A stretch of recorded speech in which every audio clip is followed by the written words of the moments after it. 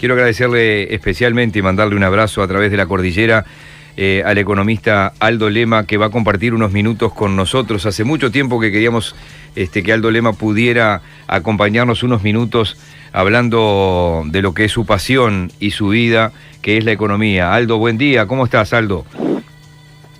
Hola, Miguel, ¿cómo estás? Saludos a Jorge y a la audiencia también. Buen día. Bien. Quiero decirte que hace muy poco me crucé con alguien que te había tenido como docente y también a tu esposa y me transmitió la pasión con que daban las clases. Dice, ahí o aprendés o te vas. Ahí entendés si te va a gustar la economía o no. O sea que te felicito. Hace tiempo que te debía este comentario porque no me acuerdo quién fue que me lo dijo. Ya me voy a acordar, pero quería algún amigo debe haber sido, ¿no? No era amigo porque él después dejó por otras razones. No te conocía de antes y tampoco tiene relación contigo, pero sí me dijo, son iguales, dice él y la mujer, te transmiten una pasión por la economía que ahí te das cuenta si tenés que seguir o no. Por algún golpe de la vida él tuvo que abandonar, pero te hizo menudo elogio con respecto a ese tema. Bueno, me imagino que en Chile también están siguiendo minuto a minuto, Aldo, la situación en Argentina. Haceme unas primeras reflexiones, ¿cómo estás viviendo vos como técnico esto que está pasando? Bueno, Argentina efectivamente es relevante en la región, tanto para Uruguay, por supuesto, mucho, para Brasil en menor medida, y quizás también para Chile, pero no obviamente con el impacto que puede tener en el Mercosur y en Uruguay. Argentina había optado, el gobierno de Macri, por una solución gradual a problemas muy serios, confiando en que los mercados internacionales lo iban a acompañar desde el punto de vista del financiamiento, pero desde ese momento, esencialmente donde lo económico o la buena política económica en un sentido muy estricto y amplio se subordinó a razones políticas, desde ese momento fueron pasando cosas entre que efectivamente la situación fiscal durante el 2016 y el 2017 no mejoró al ritmo que debería haberlo hecho para enfrentar escenarios externos más adversos, y esos escenarios externos más adversos empezaron con más fuerza en abril de este año, pero también fueron reflejando el mal manejo o el manejo errático de varios meses de las autoridades económicas, entre por ejemplo, pérdida de autonomía del Banco Central, luego reemplazo de su presidente, el liderazgo desde el equipo económico, y insistir quizás con esto de que lo político era más importante que la buena política económica. Por razones fundadas, por supuesto, porque en definitiva para Macri lo relevante quizás era el instinto de sobrevivencia, de permanecer en el gobierno, y eso lo había llevado, dados los antecedentes de 90 años prácticamente sin que un gobierno no peronista finalizara su mandato, a justamente confiar en que en esos objetivos más políticos, el poder evitar costos sociales significativos en el corto plazo, aquellas medidas más dolorosas en materia fiscal, en materia de ajuste, sobre todo del déficit, definitivamente fueran postergándose. Lamentablemente, sí. No, que deslizaste en el comienzo de tu razonamiento lo que se ha dicho, y quiero tu opinión con respecto, se ha dicho con insistencia que hay una herencia obviamente muy dura económica, pero no han sabido manejar esto, y tú dijiste que el gradualismo le jugó en contra. ¿Debió ir más a fondo? ¿En qué áreas, por ejemplo, en qué rubros?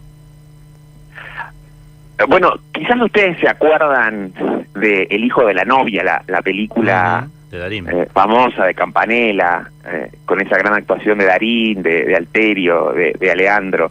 Bueno, ¿se acuerdan que cuando le van a comprar el restaurante a Rafael, el hijo de la novia, justamente, a Darín, el comprador, en este caso el empresario, le plantea, mire, usted sabe que estamos camino a una crisis económica, etcétera, digamos, puede ser un buen momento para vender.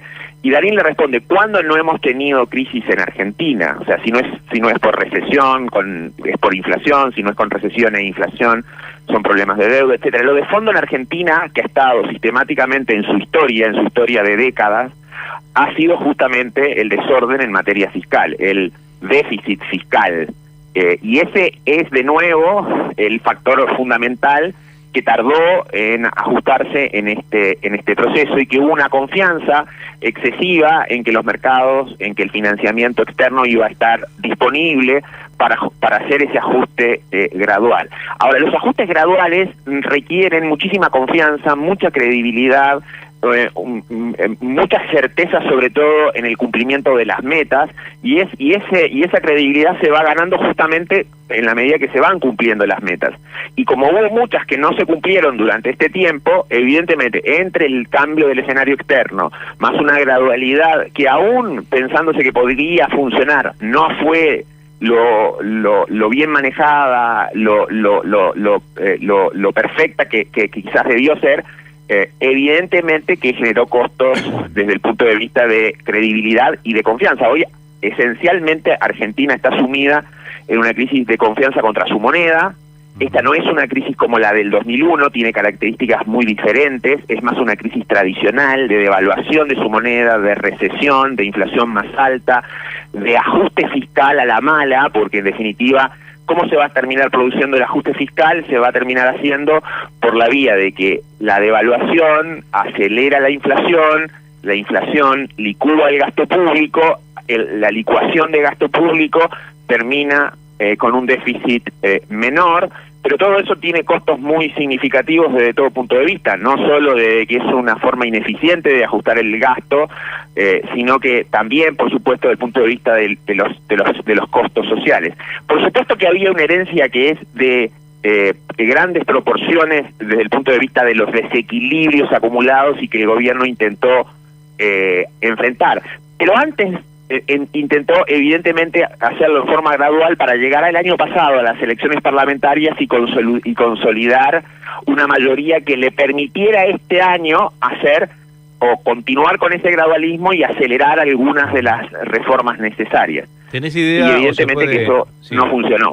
¿Se puede calcular cuál es el precio que debería estar el dólar en Argentina? Es decir, si uno quisiera sacar desde la economía la lógica, decir, Argentina estaría equilibrada con un dólar a tanto. En Uruguay se habla de que un dólar hoy en día, un dólar equilibrado entre competitividad y demás, está entre 30 y 35, o sea, el precio actual del dólar le quedaba relativamente cómodo al gobierno. En Argentina, ¿cuál es el precio del dólar? Bueno, Jorge, eso es muy difícil por dos o tres razones que te voy a tratar de explicar, porque tienen cierto carácter técnico. La primera, porque en definitiva el dólar en estas circunstancias al final es la variable que en algún sentido genera la inflación necesaria para licuar el gasto público y encauzar las cuentas fiscales. Claro, entonces, todo lo que es en pesos se me abarata, en una palabra.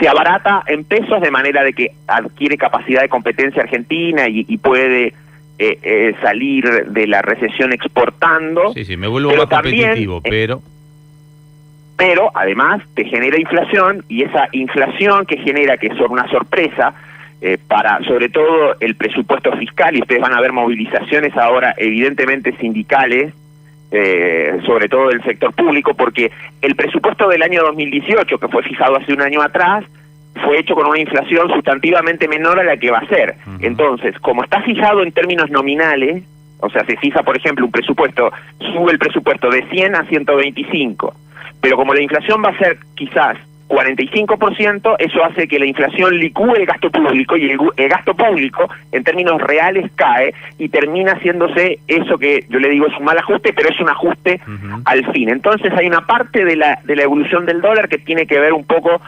llamémosle, con la necesidad de inflación para ajustar las cuentas públicas. Y lo segundo es que cuando hay una corrida cambiaria, que eso es lo que hoy tiene Argentina hoy no tiene, ni parece que fuera a tener, una corrida bancaria. El 2001 lo que Argentina tuvo fue una corrida cambiaria, es decir, la gente se deshacía de los pesos para comprar dólares, pero adicionalmente tampoco quería tener los dólares ni siquiera en los bancos, porque decía los bancos están o quebrados o en problemas muy serios y no necesariamente van a devolver los depósitos, entonces también retiraban los depósitos, no solo los depósitos en pesos, sino que retiraban los depósitos en dólares. Hoy eso no parece ser, digamos, un factor detrás de la crisis, entre otras razones porque el sistema financiero en Argentina se achicó mucho, se jibarizó, es pequeño, y en segundo lugar también porque en definitiva esto se percibe más definitivamente como una corrida contra la moneda. Entonces, lo segundo, para responder tu pregunta,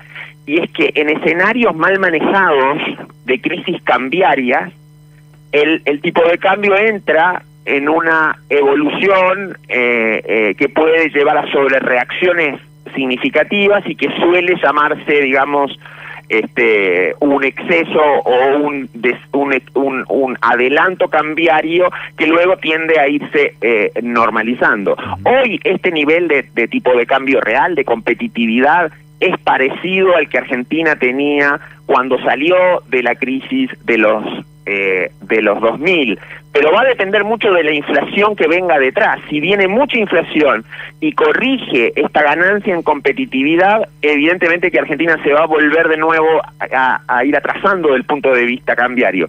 Por eso es que es una pregunta difícil de responder, porque también depende del manejo, y ahí vamos al tema de las expectativas. No se vislumbra una conducta del Banco Central de Argentina. Es decir, acá en Uruguay hay claramente una conducta del Banco Central, que fue que cuando el dólar intentaba bajar de los 28, el Banco Central salía a comprar dólares, así de simple, decía no, y uno lo veía operando en el mercado, no, más de esto no va a bajar porque yo compro. Ayer, por ejemplo, se vio que esto podía dispararse y el Banco Central salió a vender 133 millones de dólares, dijo no, yo más de esto no lo dejo subir, o sea, daría la impresión de que en Uruguay hay una conducta que el dólar no va o no quiere el Banco Central que esté por encima de los 33, por ejemplo. Entonces, claro, uno ve las conductas Jorge, del Banco Central. En Argentina, ¿es que no tienen dólares o no muestran la conducta para salir a operar en el mercado? No, ayer vendieron 300 millones nada más. Claro, primero las intervenciones, o sea, las reservas netas de Argentina, reservas netas, esto es, los dólares que tiene en caja, menos la deuda que tiene financiando esos dólares, las reservas internacionales netas, están hoy debajo de los 25.000 millones de dólares. Es una cifra pequeña cuando hay una corrida cambiaria de intensidad. Generalmente el uso de las reservas, si la corrida cambiaria es muy grande, la verdad es que tienen muy poca capacidad de afectar los precios. De hecho, eso que estás diciendo ocurrió a pesar de que la tasa de interés ayer en Argentina se subió al 60% anual, que justamente lo que busca es desalentar que la gente se siga pasando de pesos a dólares e incentivar que se mantengan en pesos. Por lo tanto, no tiene tanto que ver el uso de las reservas, ni siquiera el mismo uso de la tasa de interés como factores que puedan determinar o controlar el dólar. La verdad que aquí lo que se necesita hoy es un plan integral en materia económica que anuncie medidas estrictas en materia fiscal. Si no hay medidas estrictas en materia fiscal para hacer el ajuste, bueno, quizás el ajuste va a terminar haciéndose a la mala, con más devaluación, con más inflación, y eso va a terminar licuando el gasto público y, en definitiva, encauzándose las cuentas fiscales a la nueva disponibilidad de financiamiento. Ese es un escenario bastante probable. ¿Qué más se necesita? Bueno, se necesita devolverle autonomía al Banco Central, que establezca luego de esta aceleración inflacionaria, establezca metas creíbles y que esas metas se vayan cumpliendo, un poco Brasil del 99-2000. Además de eso, evidentemente yo creo que hoy hay un grave problema de credibilidad en el equipo económico. O sea, por un lado, Caputo, el presidente del Banco Central, parece moverse más como operador financiero, que es de donde viene. En la jerga de los mercados se suele decir un trader, un operador financiero, más que como un banquero central y un macroeconomista que tiene definido un rumbo en el medio de la gran tormenta.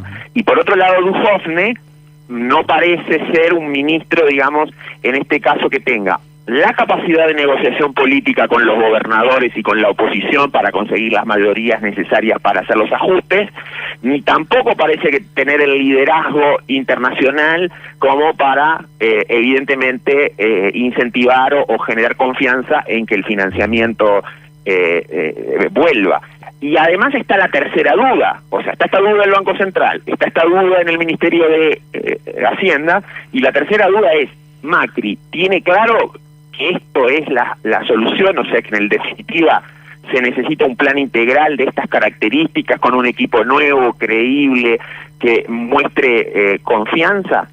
Y esa es una duda que todavía está, me parece, latente, sobre todo porque esta noción de la política por sobre la buena política económica, voy a caricaturizarlo, la predominancia de los Durán Barba o los Marcos Peña, más políticos, más marqueteros, por sobre la buena política económica, parece que todavía está en algún sentido en debate y en resolución. En 15 segundos, pues no nos queda mucho tiempo, ¿qué margen de tiempo tiene Macri para que esto se calme? Porque esto lo tiene que resolver en una semana. ¿Cuánto puede durar una crisis cambiaria, es decir, una corrida cambiaria, sin que esto sea un caos que se traslade a otras cosas? No, y esto es muy rápido, o sea, definitivamente yo creo que vamos a tener que visualizar soluciones de este tipo, de las que te mencionaba, durante este fin de semana y la próxima semana, y ahí veremos si efectivamente hay un rumbo mejor definido, equipos que más competentes o que tengan al menos estas habilidades que estamos definiendo. Y por último, también si Macri está dispuesto a arriesgar el capital político que le queda, incluso, por ejemplo, implícitamente renunciando a la reelección para eventualmente potenciar a alguien como María Eugenia Vidal u otro candidato de la propia coalición, y jugar ese capital político que le queda para que, en definitiva, Argentina no termine en una crisis económica de mayores proporciones, o sea, con una caída del producto más allá de 5%, que yo creo que es como el escenario que hoy parece más razonable, una caída del producto en el resto de este año y una parte importante del próximo, parece bastante delineada con esta devaluación y con la inflación detrás. Entonces, hay componentes, como ves, Jorge, que son de carácter más político, que nosotros los economistas, yo con mucho respeto, a veces me resultan más difíciles de dimensionar, pero que en estas instancias, como lo fueron en muchas crisis de América Latina y también en la propia de Uruguay, claves en el momento de las definiciones importantes. Uh-huh. Querido Aldo, un enorme gusto para el programa que hayas estado con nosotros. Acá alguien me dice, pregúntenle que voy a Santiago, ¿cómo están los precios por allá? ¿Cómo están los precios por allá? Entre un 20 y un 30% más baratos que Uruguay en promedio, más o menos. Mamita, 20 o 30% menos. Aldo, en promedio. ¿Estás viniendo seguido? ¿Cómo es tu vida, Aldo? ¿Estás viniendo por docencia, por tu profesión acá a Uruguay seguido? ¿Cómo es tu vida? No, mi vida, yo estoy instalado en Uruguay desde hace 7 años, 2001, con mi señora, mi familia, mis hijos, y vengo a Chile esporádicamente, al menos una vez al mes estoy en Santiago, pero mi vida es Montevideo, es mi querido San José, y es mi país, y es Uruguay. Bien, sé que te vamos a invitar con más tiempo para que te vengas a piso, porque sé que estuviste en Rusia, y bueno, y quiero ver la visión de un futbolero. La gente de repente no sabe, pero el Aldo Lema, estudiante, trabajó en fútbol con todo el alma con Néstor Moreno en aquel equipo de la 30, a fines de los 80, comienzos de los 90. Hace 30 años exactamente, mami. En agosto del 88, sustituía a un gran periodista de estudios, locutor de estudios, que pasaba los resultados del resto del mundo, que me enseñó a pronunciar algunas palabras de los equipos alemanes o franceses de aquella época, y ese señor, en aquel momento, que ya no quería trabajar los fines de semana, se llamaba Miguel Fernando Nogueira. Bueno, muchas gracias, Aldo. Pero sí, igual no quiere trabajar los fines de semana. Te vamos a invitar especialmente porque quiero que nos cuentes tu visión económica de Rusia, además, y tu experiencia, porque además conozco tu ojo, que no solo es ver la dimensión de los estadios y eso, sino que ibas conociéndote, hurgando en lo que es esa economía incipiente, podríamos decir, porque eso es lo que es la Rusia post-Unión Soviética. Te mando un abrazo, Aldo, y nos los daremos personalmente acá en Estudios. Otro abrazo para ustedes, buen fin de semana. El economista Aldo Lema, que hoy lo hemos encontrado en Santiago de Chile. Poder Ciudadano Radio. Periodismo responsable y riguroso.